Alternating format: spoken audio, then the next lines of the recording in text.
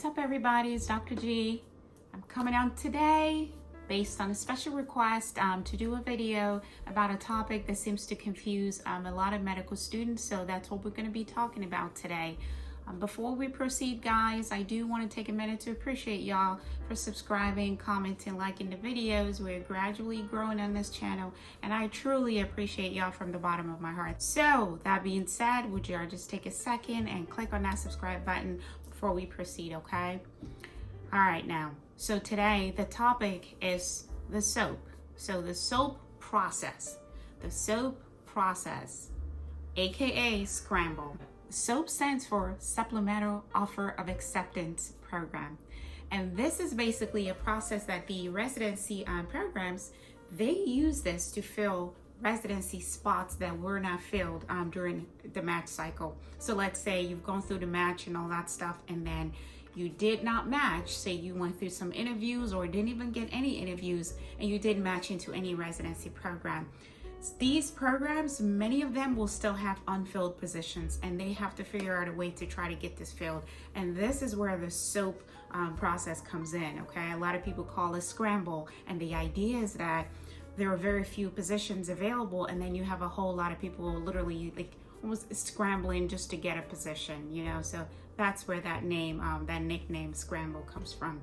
So what I'm going to do is sort of list out some of the common questions that students tend to have regarding the SOAP process. In addition to that, we'll also mention like some tips and some ways that you need to prepare, things that you need to know if you feel like you will be soaping or not even sure if you're going to soap. I'll tell you for real, like for me, when I applied, I didn't know if I was going to soap or not. Most times nobody truly knows because you never know what to expect during the match cycle. So it's always best to prepare for it, just be aware, know what to do just in case. So I sort of like educated myself on it, even though yes, I did get a lot of interviews, but at the same time, again, these interview spots, they're so limited. Problem is they're very limited spots and so many applicants. So it's like the wild, wild west. You don't know what to expect out there, you know? But anyway, so let's talk about it today. I'll list some of the questions that students tend to have, and then also I will go ahead and answer this question. Also at the end, we'll also mention some tips to help you through the SOAP process. Okay, guys? All right, let's get started. So the first one is, who is eligible for SOAP?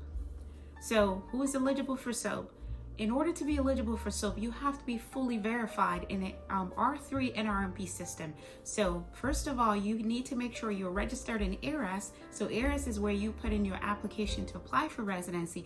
And then on NRMP, where you actually do rank programs and all that, you do have to make sure you're fully verified, especially for IMGs. If you're an IMG, ECFMG needs to verify you. And the verification process basically just means, okay, this person is set to graduate pretty soon. You've met like the clinical rotation requirements. You've also met the USMLE requirements as well, as far as like step 1 and step 2. So those are the things that ECFMG requires in order to verify you, not certify, but verify in an NRMP system. And the other thing too is you have to be set to graduate by July 1st of that year, or you must have already graduated. They want you to have graduated and be ready to start residency by July 1st. But if that doesn't apply to you, then you most likely won't be eligible to apply for SOAP. So in order to be eligible for SOAP, you have to be partially matched or not matched at all. Okay, so that means, say you apply for general surgery or you apply for any other specialty that required you to have a preliminary or transitional year, you're still partially matched. So you're still eligible for the SOAP. I'll give you an example for myself. I only apply to categorical programs. So if you only apply to categorical programs and you match into one of them, then you're fully matched. You're not going to be eligible for the SOAP. So when I match, or when they send me that email, that match week saying you match, it did also state that I am not eligible for SOAP because I am fully matched. So the important thing is to know, if you're matched into a categorical program, that means you've met that you actually have the requirement to complete your entire training.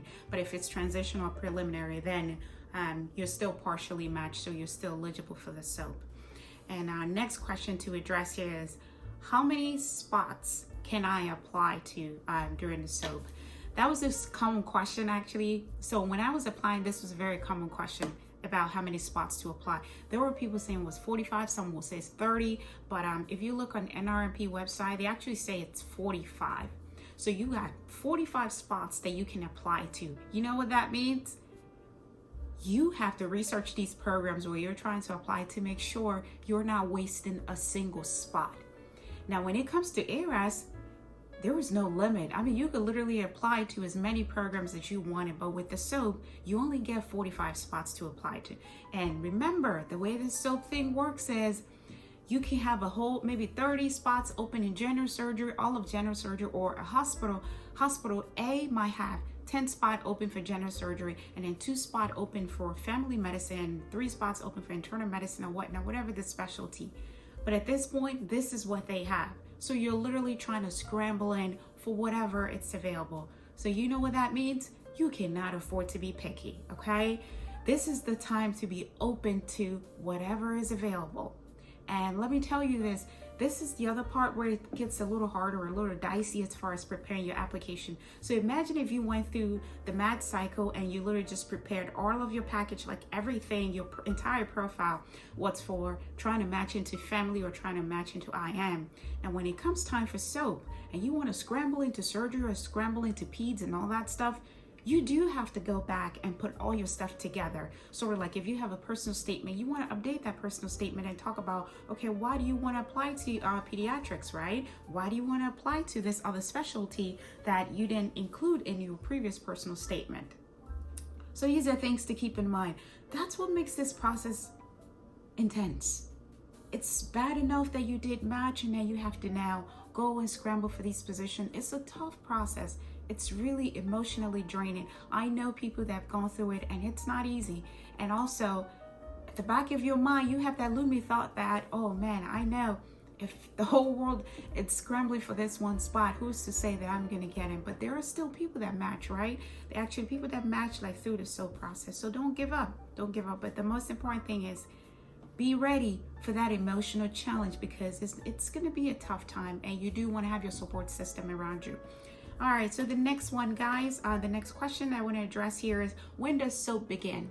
So SOAP starts the Monday of match week. So on Monday, so going from my perspective, my example from last year, that Monday of match week, I got the email saying you have matched, right? It didn't actually tell me where I matched, but it said you're fully matched and you're not eligible for SOAP.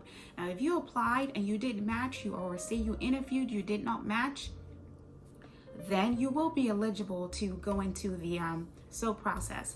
And at that point, that's when you start to prepare your applications, and that 45 spots that you're eligible to apply to, you start getting ready, researching, just look them up. Look, if you know people in that program, ask information, ask questions and stuff. They always say if you're an IMG, you have your best shot at community hospitals. And also another thing I would say, one tip here is, if you know a program for sure is not interested in getting IMGs in for, like, as far as residency, I wouldn't waste one of my 45 spots on that, you know? I'll definitely go somewhere else. So use that 45 spots wisely. And the other thing too is so LORs, your recommendation letters, you can always use the same ones that you have in ARES, but they always also say you can actually get new letters. So let's just say you were in 4th year and you still had a few more elective rotations that you were working on while you were applying for the residency like cycle and everything, and now it's time to apply for SOAP. If you're able to get like updated letters that includes that specialty, that actually works in your interest. But if all else fails, you can always use the same letters that you used to apply for the regular like residency match cycle. Speaking of ARES, that's the only place where you can apply. So some people do get confused about where to apply, like exactly where you apply. It's still an ARES system. That's where you go to put in your application. Now you go directly to these programs. Now remember, just like every other program out there, they'll have their program code that you put in, okay? And then you submit your application and all that stuff. And sometime during the week, I believe it's usually around Wednesday. So you start applying on Monday, around Wednesday, that's when the actual SOAP begins. The next question, so this sort of takes us into the next question, which is how many rounds of SOAP are there? Normally, there are usually about 3 rounds of SOAP. As of last year, when I matched, they added an extra round. And I believe the reasoning for that was because the whole COVID pandemic. So with the online interviews, people had the opportunity to apply to a lot of places because you didn't have to travel. So there were more applicants during that cycle last year. And I believe it's the same thing for this year. This year, there's still 4 rounds. So they added, it used to be 3, but they added a 4th round. So same thing, just like last year, 4 rounds last year and then another 4 rounds this year. During that time, guys, you have 2-hour window. You have a 2-hour window. So the rounds for SOAP, they last for 2 hours. And everyone always talks about how you need to be available. If you're applying for SOAP and you're scheduled to work, you better cancel that job and be home. Be home, be by your phone, be available. Because guess what? The interviews, they will be on the phone. Majority of them will be on the phone. I know there's still the whole Zoom interview and stuff like that. Some programs will probably, I guess they might elect to do Zoom interviews and stuff because that's also convenient too. But be available. I cannot stress that enough, guys, okay? Be by that phone. Even for me during interview season and stuff, I always have that phone. I will have my alert on my watch and stuff because once they send you these invites and you're sitting there wasting time, oh, well, guess what? There's another candidate just right next in line waiting to jump on it. So be available. The other important thing that it's worth mentioning for IMGs also is if you're out of the country, say you're in a different country and you're applying, you better make sure you have a US phone number because they're not going to be calling your international number trying to reach you. Oh no, make sure you're reachable by a US phone number because if you're not available, you know what happens, right? They move on to the next guy that's available to enter them. And when they call you for these interviews, just make sure you've prepared for it. That's the important thing. Prepare for SOAP. Just like you would prepare for the rest of your other interviews, prepare for it. Rehearse these things. Know these common questions like, oh, tell me about you. That's the most common one. Everybody starts off, oh, tell me about you. Just have your story straight about that. And please do not be that person that goes on just rambling and rambling and rambling and not knowing where to stop because that's just a horrible one there. I actually had experience with that during interview cycle. There are people that sometimes they forget that the interviewer is also on the clock.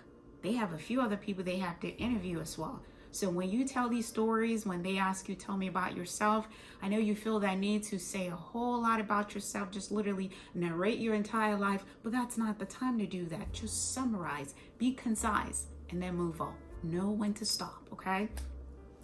And the next one here, so we've talked about how many rounds of SOAP. Most likely it's going to be 4, right? Because last year was 4. I believe they've listed that it's going to be 4 again this year. The next one, contacting programs. When should you contact programs?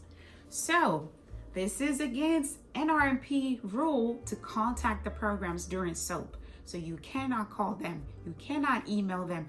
By any means, you should not contact, even contact by proxy, like having your program, even contact by proxy, like having your medical school contact them on your behalf or somebody else speak to them on your behalf. You should not do that. If you're caught doing that, you could be banned from actually entering the SOAP for, in the future and stuff like that. So please do not do that.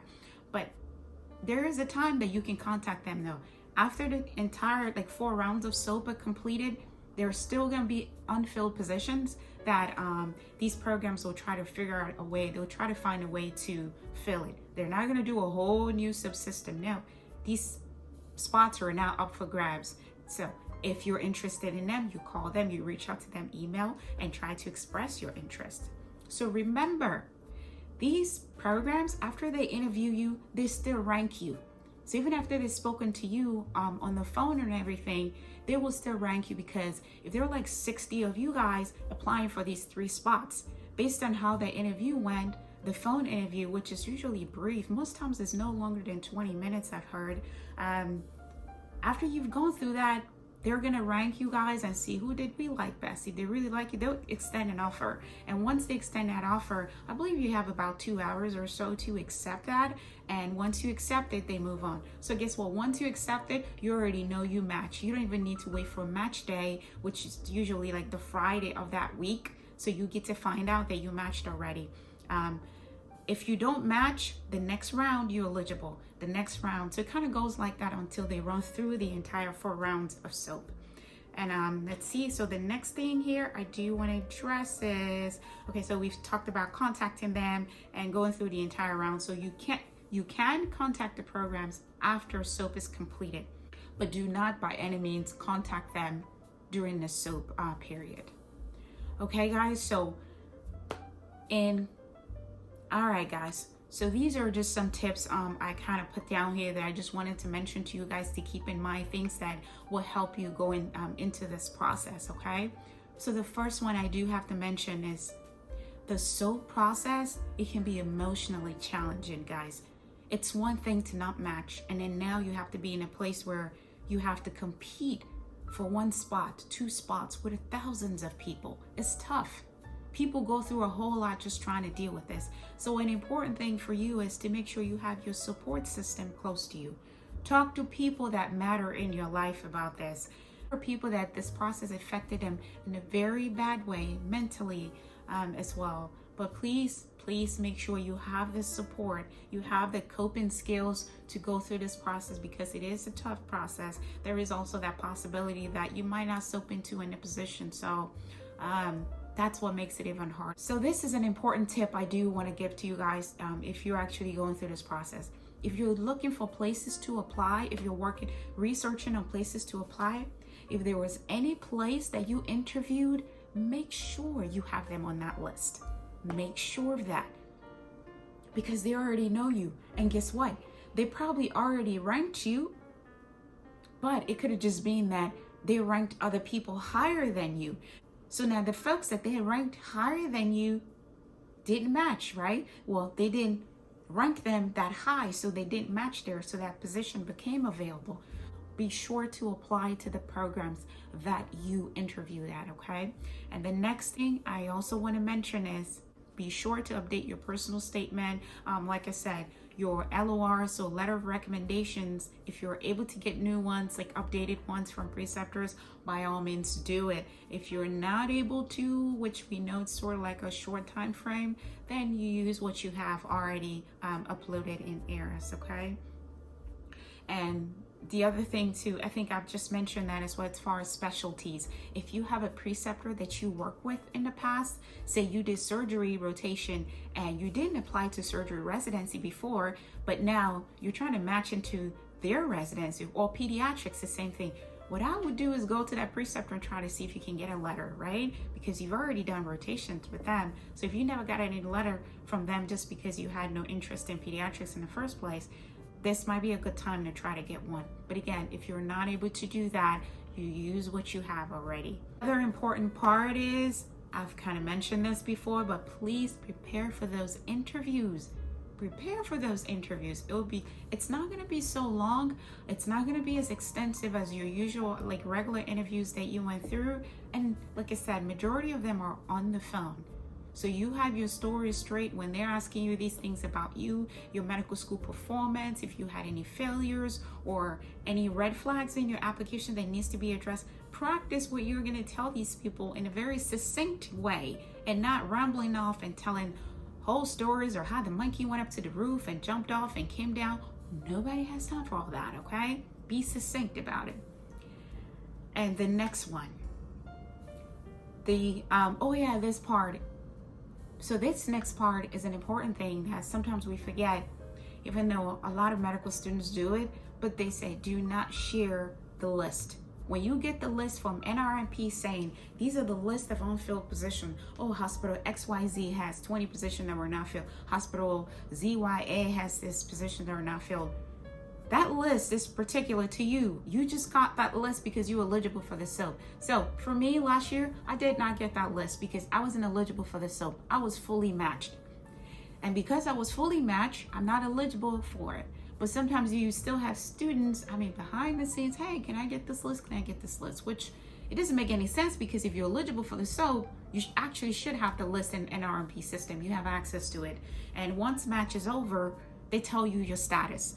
Did you match or did you not match? If you matched, you're not eligible. Well, actually, if you're partially matched, then you are eligible, right? Just like we talked about when we started. But if you're fully matched, like you apply to a categorical program, then there's no need for SOAP. You don't need it. So Bottom line, don't share the list. If you have the list of soap positions, keep it to yourself and work on it. Oh, and one last thing. If you happen to live in a state where you're applying, that's even better. Now you just got to make your case and give that beautiful story about why you want to be in that program and why that geographical location is one that fits exactly what you're looking for. Okay guys, so I have come to the end of this whole thing. I don't want to keep rambling about this. Long story short, the SOAP process is not an easy process, but I really wish you guys good luck if you are going through this process and you